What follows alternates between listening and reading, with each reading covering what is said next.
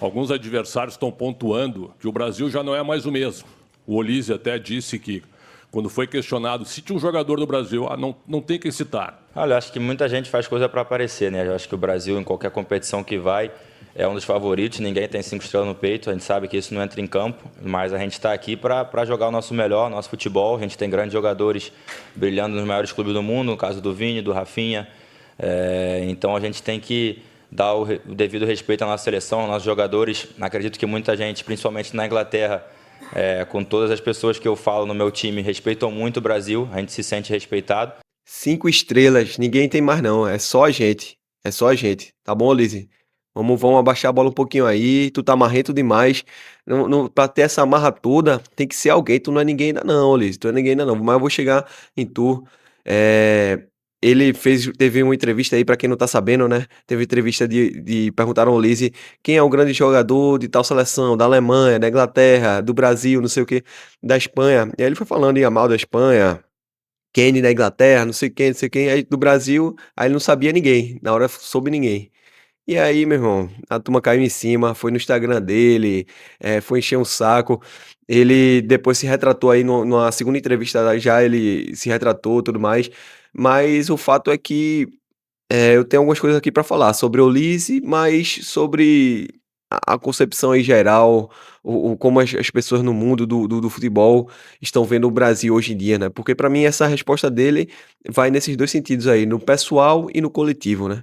Primeiramente, Olise, vamos falar do teu pessoal aí. Quem é tu para falar do Brasil, para não saber ninguém do Brasil? Quem tu é, pô? Né? Para tu ter essa marra toda, tu tem que ser alguém, pô.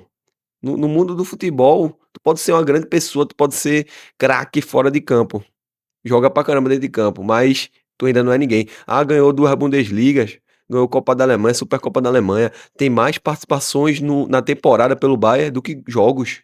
Números, porra, sensacionais.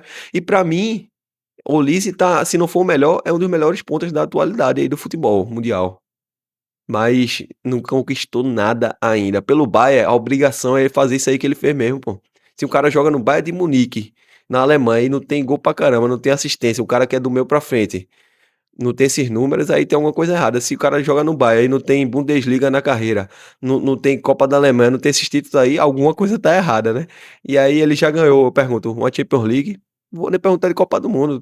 Já ganhasse alguma Copa do Mundo, já ganhasse uma Champions League, já ganhasse uma bola de ouro, pelo menos, pô, se ganhasse uma bola de ouro, né? Disputando com todo mundo, beleza. Aí a gente até respeita mais a tua opinião, né? Mas, sinceramente, então, pra mim, esse é o lado pessoal. É um cara que ele foi dar uma entrevista aí pra um jornal aí francês, né? Pra uma emissora francesa e não soube falar o francês. Tudo bem, ele nasceu na Inglaterra, né? Nasceu em Londres.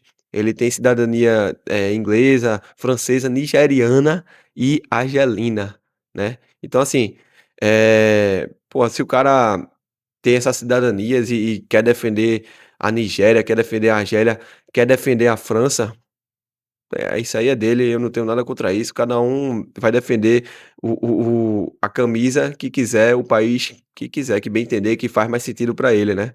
Seja pessoal, seja profissional, o que for. Mas eu acho assim, eh, essa entrevista que ele não consegue dar em francês, né? Esse fato dele não saber e falar em francês tão bem, acho que fala muito dele como pessoa, como profissional, tá ligado? Ele tem que, porra, se vai defender a França, vamos estudar pelo menos o francês, né?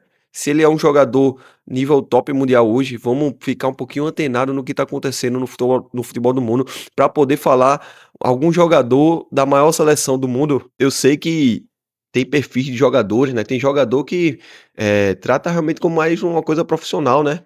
Ele joga bola, ele treina, ele se dedica pra caramba, muito profissional mesmo. Ele é bom no que faz, mas ele vê esse ambiente como o trabalho dele, né? Então, fora dele é só lazer, ele não quer nem saber de futebol, nem assiste futebol, tá nem aí. Tudo bem, no perfil dele também, mas, pô, tem que saber o mínimo, pô. Tem que saber o mínimo, tem que respeitar os outros, pô. Essa é a minha opinião. E aí, a gente leva pro outro lado, um pouco de forçação de barra, mas tem um fundo de verdade, um fundo de sentido aí, que é o coletivo, né? O Olise, ele, mais uma vez, ele nasceu na Inglaterra e os europeus, eles estão cagando e andando pro resto do mundo, pô. Os caras só pensam neles, que eles são os melhores e tudo mais, estão cagando e andando pro resto do mundo. Então, ele, como europeu, não saber falar um brasileiro, ele falou um argentino, né? Mas aí também não tem como não falar de Messi. Mas não saber falar um brasileiro faz até um certo sentido, sabe? Faz até um certo sentido que ele não tá nem aí, né? E você levando por um outro lado de viralatismo extremo, é dizer que o futebol brasileiro tá tão em decadência que a turma já não consegue nem afirmar mais o nome, né? Se alguns anos atrás, alguns bons anos atrás, diga-se de passagem, a gente conseguiria falar de Neymar aí, mas também já temos há uns bons anos aí, pelo menos 2 anos no mínimo, Vini Júnior como um craque geracional aí, e entre os maiores jogadores do planeta, tá. Então, eh, eu não concordo com esse viralatismo aí não, que tem uma certa razão, assim, né, no sentido de que o futebol brasileiro realmente não é como era antes, não tem craques como tinha antes, mas, porra, você um dos maiores craques do mundo hoje é Vini Júnior, então, assim, não tem desculpa, tá bom. Trazer mais alguns pontos aqui que Bruno Guimarães falou aí na sua coletiva. Foi uma coletiva boa, né, eu destaquei alguns pontos que eu acho muito importante. Ele falou que gostou de ter mais um jogador ali no meio de campo para jogar com ele, né. E falou exatamente o que eu trouxe aqui no vídeo anterior, na análise de Brasil e Egito, que é a possibilidade de acontecerem mais dinâmicas entre os jogadores ali presentes no meio de campo. Mais tabelas, né, uma troca de passes mais rápida ali, ainda mais utilizando um jogador como Paquetá, ou talvez até a gente possa usar um jogador como Danilo, né, jogadores que têm uma inteligência ali, uma rapidez também no pensamento e uma qualidade técnica para conseguir efetuar tabelas, trocar passes muito bem, achar adversários enfiados, enfim. Bruno Guimarães, ele vai ser, para mim, um jogador, se não o mais importante, um dos mais importantes para a gente conquistar esse Hexa, tá. Se a gente vier a conquistar esse Hexa, se a gente vier a efetuar uma grande campanha nessa Copa do Mundo, Bruno Guimarães vai ser uma peça fundamental nisso. Para mim, mais uma vez, meio de campo é o que ganha jogo no futebol mundial. Nesse alto nível de seleções, o meio de campo é que faz grande diferença. A Argentina ganhou a Copa do Mundo 2022 muito assim, muito por Messi, mas muito assim. A Espanha tem um meio de campo muito forte. Portugal, que é outra seleção que está vindo também muito bem ranqueada aí para essa Copa do Mundo, né? Muita gente apontando como uma das favoritas, tem um meio de campo muito forte. A própria França também tem um meio de campo muito forte. A diferença é que a França tem muitas outras qualidades ainda, né, que também são muito importantes. A gente precisa de um meio de campo forte, mas também precisamos de um Vini Júnior lá na frente, de algum atacante ou de alguns atacantes que decidam, claro.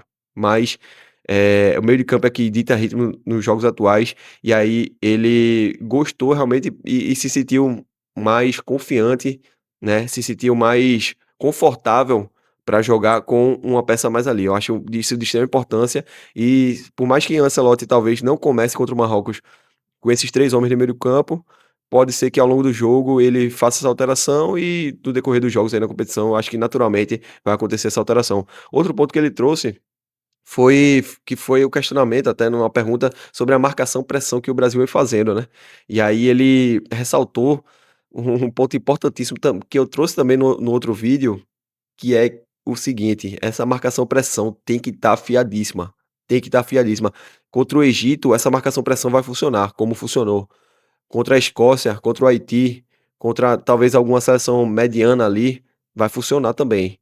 Mas contra as tops do mundo não vai funcionar direito se ela não tiver bem encaixada, né. Ele ressaltou para os jogadores ali que estão fazendo essa marcação-pressão terem uma atenção maior no 1-2 dos adversários, né, na tabelinha que eles fazem, nas ultrapassagens. Se você tá marcando um jogador e ele se desfez da bola, você tem que continuar acompanhando ele, porque, meu irmão, essas seleções top é toque e me voe, pô. Os caras tocam e já movimenta, já movimenta. Os caras estão acostumados a sair jogando com a pressão ali acontecendo sobre eles, e eles conseguem sair jogando e clarear o jogo. Então, vai ser um ponto de extrema importância e de extrema atenção pra gente nessa Copa do Mundo. Bruno Guimarães ressaltou isso na sua entrevista. Ele falou também sobre a utilização da linha baixa, né, que já seria uma variação aí do modelo tático do Brasil, uma variação até ali durante os jogos também. Não dá para você marcar pressão, por mais que tenha 5 substituições no futebol atual, né, não dá para você ficar marcando pressão ali em linha alta o tempo todo, né. Algumas vezes você vai ter que baixar o bloco ali, até circunstância de jogo, se vai vencendo e tudo mais, né, se resguardar um pouco mais.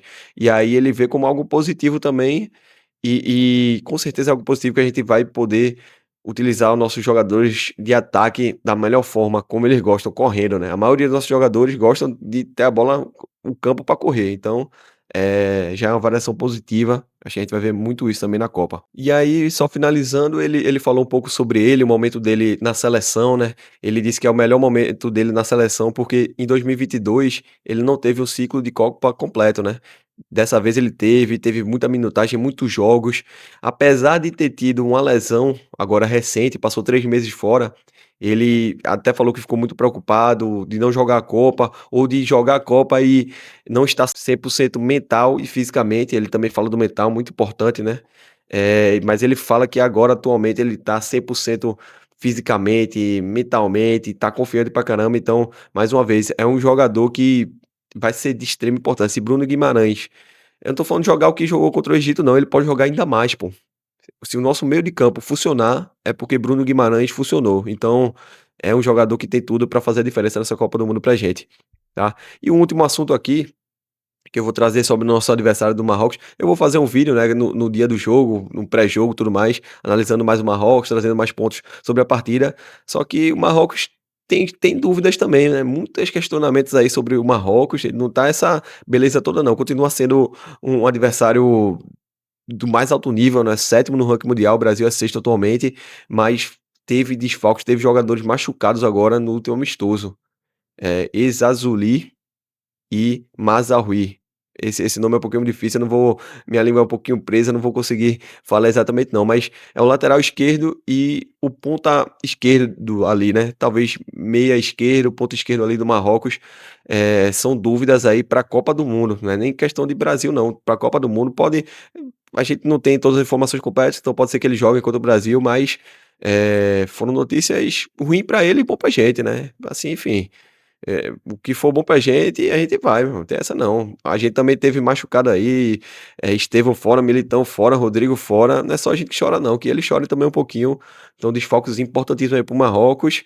E além disso, teve a troca de técnico, né, do comando técnico do Marrocos há 3 meses atrás, tá? Chegou um técnico novo, a gente tá falando que Ancelotti chegou há pouquíssimo tempo aqui no Brasil, não deu tempo dele fazer todos os testes que gostaria, todas as mudanças, tudo mais.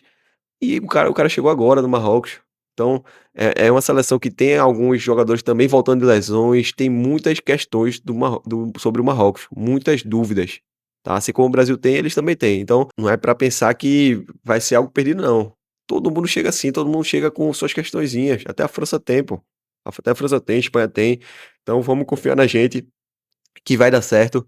E é isso, o vídeo para hoje, o vídeo mais curtinho, só trazendo algumas atualizações. Vou tentar sempre fazer o máximo de vídeos aí sobre tudo que for aparecendo sobre a Copa do Mundo, principalmente sobre o Brasil e os assuntos que envolvem o Brasil, mas qualquer assunto que tiver aí de interesse meu, de interesse nosso, eu vou trazer aí, tá bom? Se inscreve no canal, muito importante, né? Estamos começando agora, deixa o like e é isso. Até mais, vamos nessa.